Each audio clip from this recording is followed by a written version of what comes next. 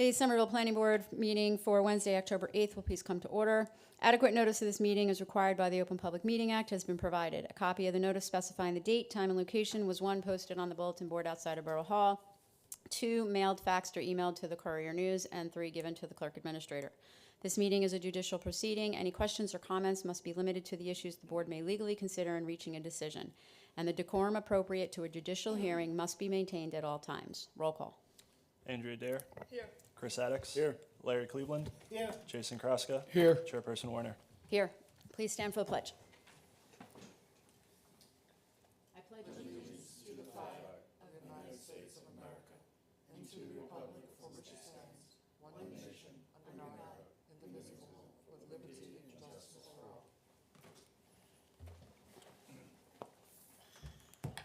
All right, I need a motion for approval for minutes from September 24th. So moved. Second. Chris Addicks. Yes. Larry Cleveland. Yes. Jason Kraska. Yes. Chairperson Warner. Yes.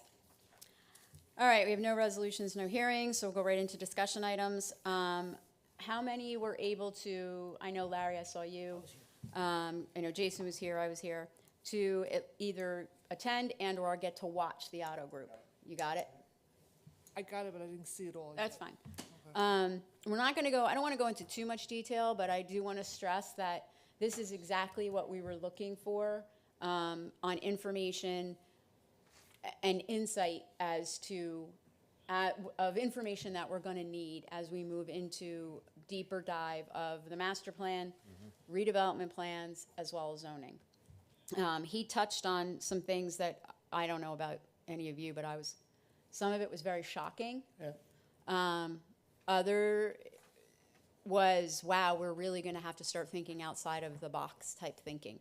And, you know, I couldn't help when I left here on Monday night to go home and remembering some of those initial conversations when I first came on the planning board with Bernie and some crew in that group that about what they went through when they were building that vision for where we are now. And I feel like we're kind of in the same boat, right? You really have to look, see something. The difference is they had more of a palette to work with. There's not much here to work with, and that's a good thing because we've done a lot. But I did find it interesting that the main reason why the thought process we had last year when we said that we wanted to start re-examining all the redevelopment plans, the master plan, was specifically for the same reasons that he kind of brought up. We see that there are certain things have run their life in Somerville, and then now we have to figure out how we either maintain that and or continue to develop what can be developed in a way that's suiting to Somerville. Larry, what were some of your thoughts when you were? I was surprised about the demographics about, Make sure your mic's on. Sorry. excuse me, I apologize. I was surprised about the demographics changes, that younger people are simply not having the families they used to have. That You statistic could was- see that just yeah. from people who live in your house. Yeah, so the whole thing about the drinking, I'm not so sure, because I think my two kids are champs. So that's an interesting one, but it's an interesting one because it really isn't, and I had this conversation with my husband when I went home, and I said, you know what, I really thought about all 4 of our children, and we're on public, so I'm not going to say too much about what my 20s were like, but them going, that thought process of every weekend going out, where are we going, where are we going, where are we going, where are we going, whether it was a club or it was this or with that, that's what they don't do. Not that they don't drink. Right, just don't do it outside. They don't do it outside, like mine who are, 21 and up, they do that at each other's houses, or so it is very different. Because I thought that was very interesting, but I thought that was kind of a bonus for us because there aren't really any other liquor licenses available. So that pushing in and having that, I thought was actually a real true bonus for us. Well, he had mentioned that the thrust should be at developing more restaurants that don't rely on that. Yes. More bring your own. which we're already in the middle of doing that. Half the restaurants in town Yeah. don't have any kind of access. But to your point also about, the demographics, so, a lot, in 17, when he was here last, Otto, he really focused on that transient was, complexes were, really getting pushed because this is what that generation, wanted. More apartments, right? European model, he called it. What was that? He called it the European model. Yes. Yeah. So, and we did that, and now that the main focus that some of the main points I got out of it, and I did rewatch it on Tuesday night, that we're not going after that age group anymore. They already have what they want. Now we have to look at some of these because they're not going to be there to get that. And I think one of the things is, even though the statistic was shocking on the reduction in the younger population, it didn't surprise me. Does that make, when you really started to think about it, we've seen it throughout all of the state of the reduction in the school-age children, the need for, bigger and more schools. Yeah. And what he talked about dovetailed with the presentation we had about 3 weeks ago. Yes. Or maybe more, when they talked about maybe more catering to work-life balance for senior citizens. Yes. So that might be a focus of where we go. We already heard that once, and then we heard the other side of it.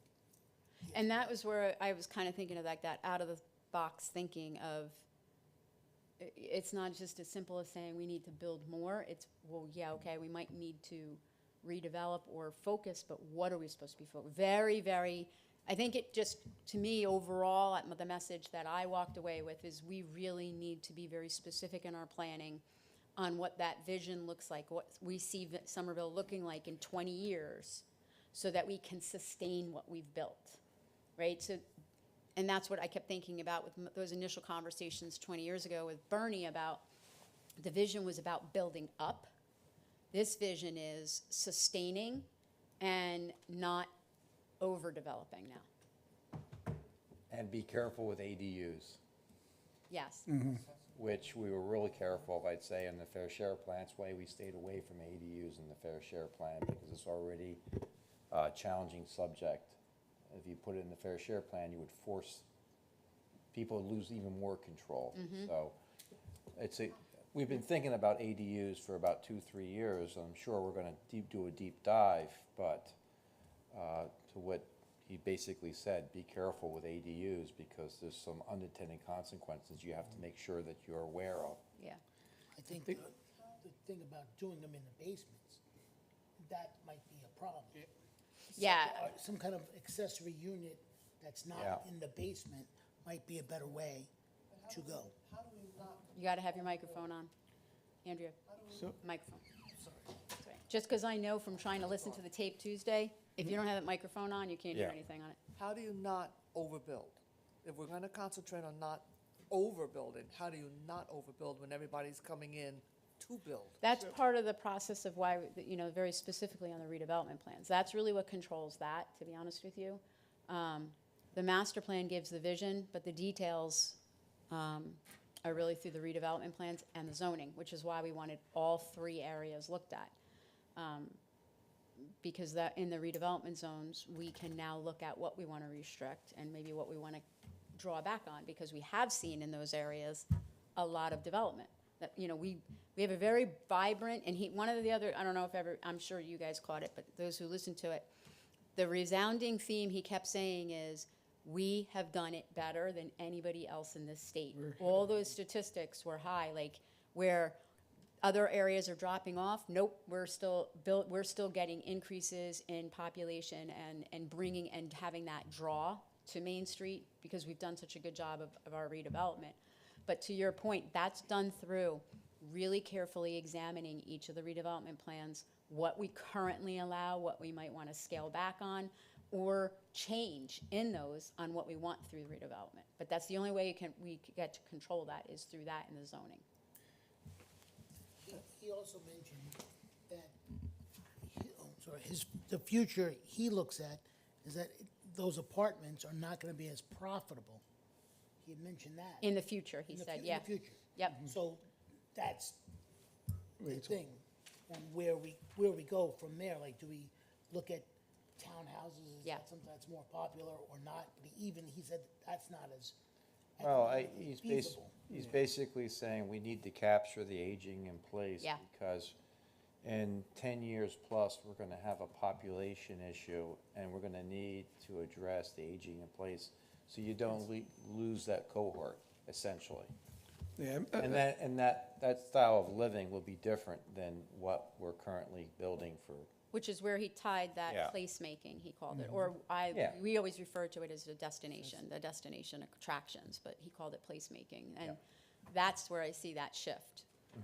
I think a lot of it, what I took from that, and, you know, first to agree with Lisa, that I was happy to hear that everything we were doing was ahead of the curve, and we were still at the forefront, so where other people are now already worried and playing catch up, we haven't hit any kind of downward end. Our vacancies are very low compared to everybody else in the state, even in the county.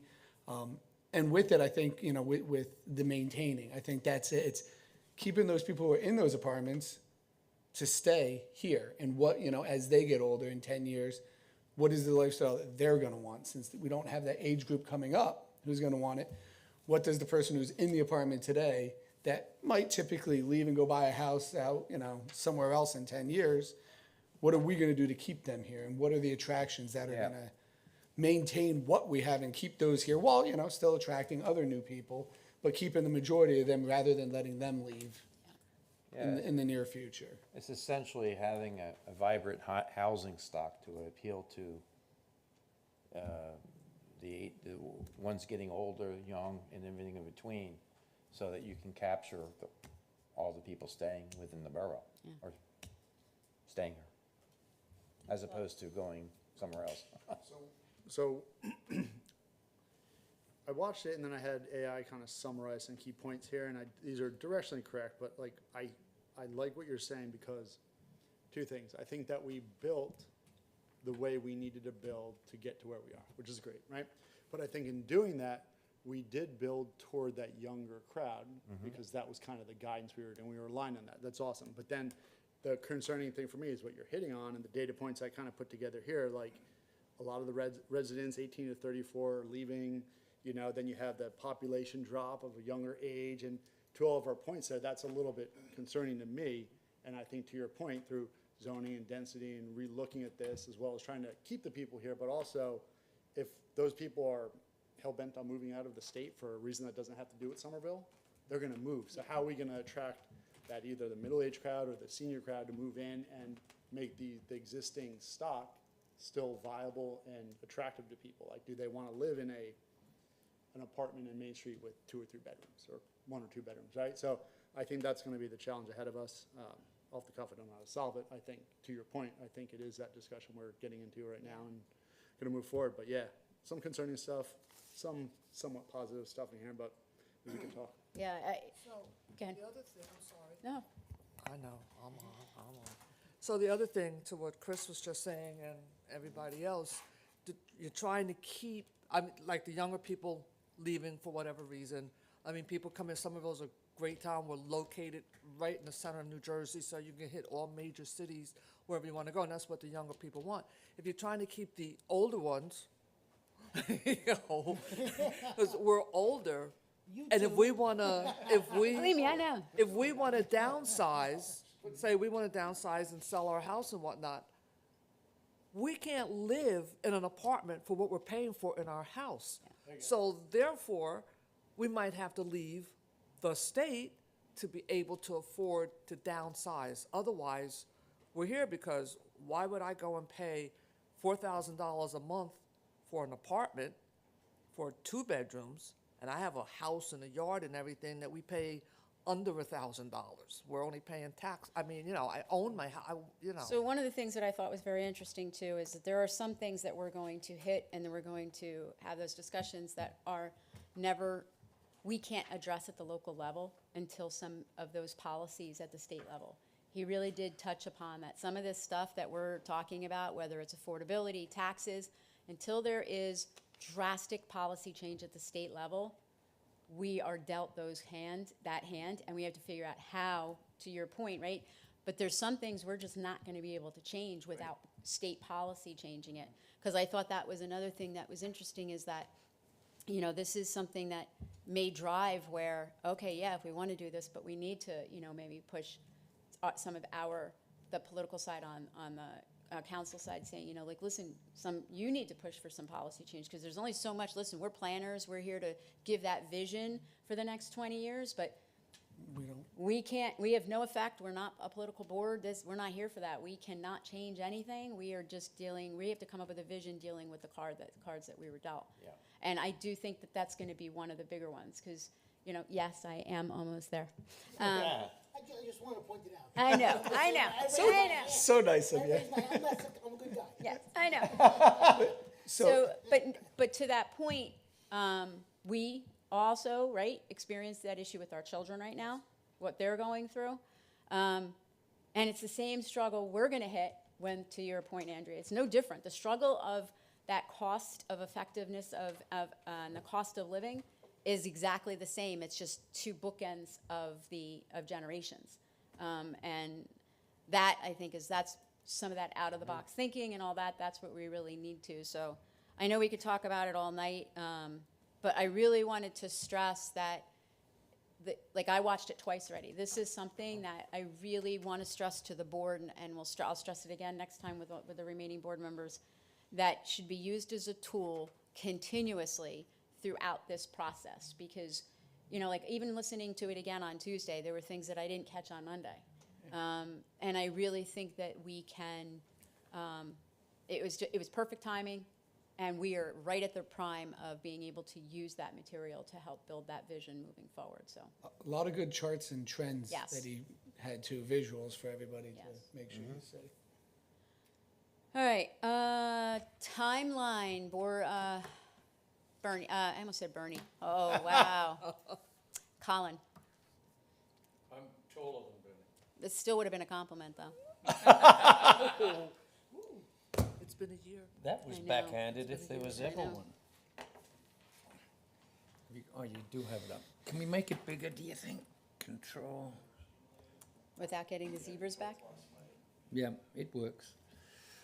We've added 2 new, good God, bear with me.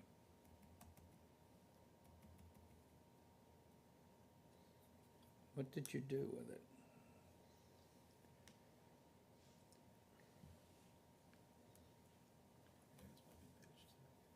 No, I don't want to go there. I want to go to the second page.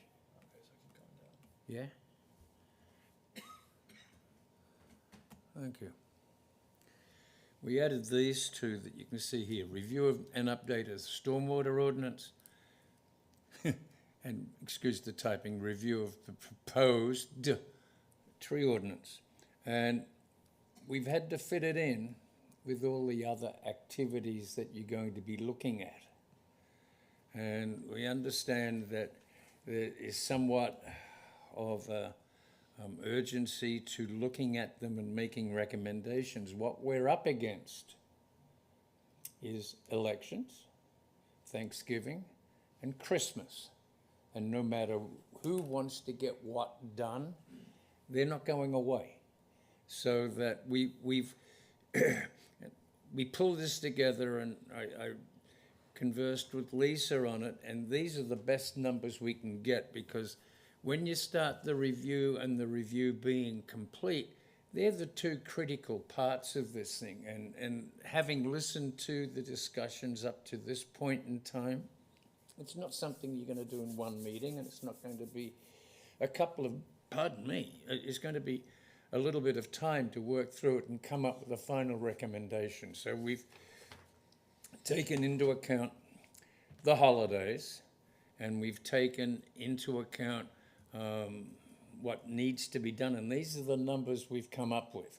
Now, what we have to do, and what we ask of you all, is have a look at it, because I believe Ryan's going to send out a hard copy tomorrow, And look at the whole array, because there's 2 pages now of projects. And if you can see a way of moving something forward, we're doing West Main Street and we're doing the East Central Business District currently, so you can't really move those timings. But the rest are a little bit fluid, and now we've thrown these in. I wasn't game to start arbitrarily changing dates without getting your input. So if you could do us the favor of having a look at it, say between now and sometime next week, and getting back to me with any recommendations you have, we'll incorporate them into this and review it again. So, and one of the things that Colin and I have talked about a lot is that there is, there's a procedure legally we have to follow with certain things too, with timeframes. So we've tried to look at that. There might come a point where we have a planning board meeting, we're like, all right, we're good to go, let's get it to council. Well, we might have to have a public session, right? And then you have to notice for that, and then noticing becomes an issue, because it might not be able to get on the next meeting. Yeah. So we've really tried to be very careful with overestimating dates that are just not going to be obtainable. Now, that doesn't mean if it doesn't go a little faster than that we can't, but I don't want to set expectations that are beyond realistic right now. I didn't even realize it until last meeting that we have, at this point now, we have 3 meetings remaining for the year, and that is it. Yep. So we have our second one in October, 1 November, 1 December. That doesn't leave us a lot of time, and we do have some, I think we have one more application that we might hear, right? We still have to do the public hearing for the West End, Yep. which could be a meaty meeting, and then we're eventually hoping to get if we can get it in for one of the last meetings, the public hearing for the East End. So we may need to, but I think right now we're okay. The hard part is having special meetings. The reason we only have 2 meetings is because it's the holidays. So it's getting people together for even a special meeting when, Again, you've got noticing. and you have noticing, Yep. right? So I think, take a look at it. I don't think neither Colin and I are like, nope, this is set in stone, this is. No.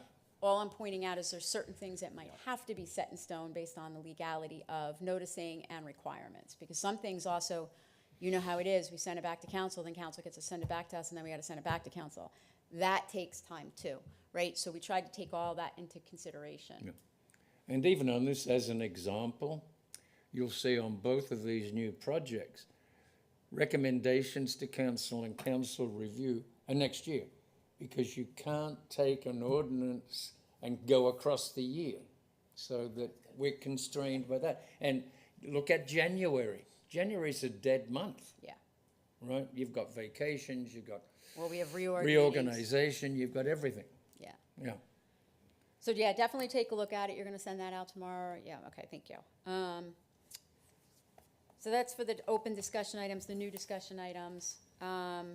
Just reviewing real quick, open business, and this is just, we're still in the process of, we're in that time frame where we're waiting for all the committees to be able to send their comments. The committee should be sending them to Ryan? Correct. Okay, just wanted to make sure. Yes. Yeah, DSA just submitted comments. Okay. Area need, we are just waiting, I think its next meeting is when we the notice was for, right? So we will have that public hearing on the West End, West Main Street. East End, you're still in process of, we're still finalizing some of the stuff. we're You're working on that. finalizing some of the stuff that, We'll of probably have recommendations? direction. Yes, we'll probably have direction within a week, working with Colin and the committee. Okay. I have a question. Yep. West Main Street, we're talking about the Granites building? Yes, that's the, Yes. yep, yep. Right.